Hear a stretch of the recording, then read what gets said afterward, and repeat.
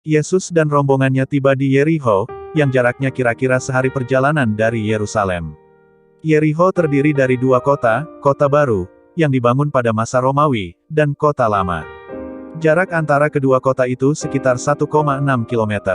Yesus dan rombongannya sedang dalam perjalanan dari kota Yerikho yang satu ke yang lainnya.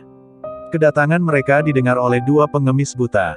Salah satunya bernama Bartimeus. Ketika Bartimeus dan temannya mendengar bahwa Yesus sedang lewat, mereka berteriak, "Tuan, Putra Daud, kasihanilah kami." Beberapa orang marah dan menyuruh mereka diam, tapi mereka malah berteriak semakin keras. Mendengar itu, Yesus berhenti dan meminta agar orang yang berteriak itu dipanggil. Maka, orang-orang mendatangi para pengemis itu dan berkata, "Ayo berdiri, dia panggil kamu." Orang buta itu pun langsung melompat sambil melemparkan baju luarnya, lalu dia berjalan menemui Yesus. Yesus bertanya, "Apa yang kalian ingin saya lakukan untuk kalian?" Kedua orang buta itu menjawab, "Tuan, bukalah mata kami." Karena merasa kasihan, Yesus menyentuh mata mereka dan berkata kepada salah satu dari mereka, "Pergilah.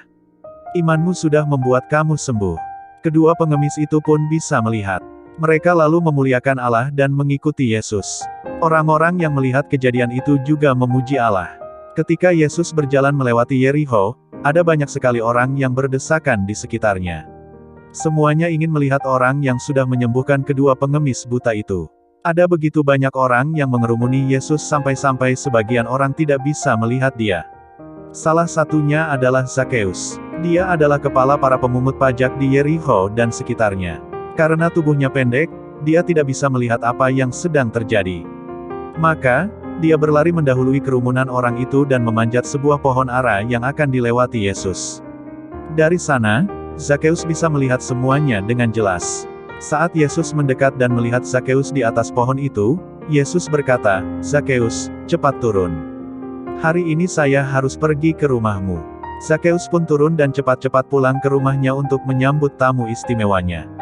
Tapi, orang-orang yang melihatnya tidak senang.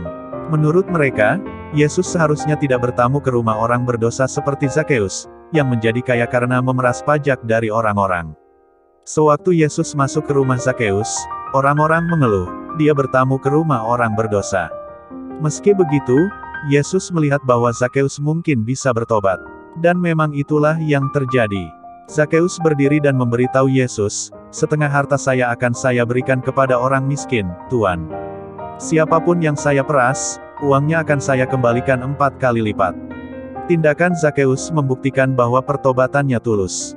Dari catatannya, dia kemungkinan besar bisa mengetahui berapa banyak uang yang dia ambil dari orang-orang Yahudi.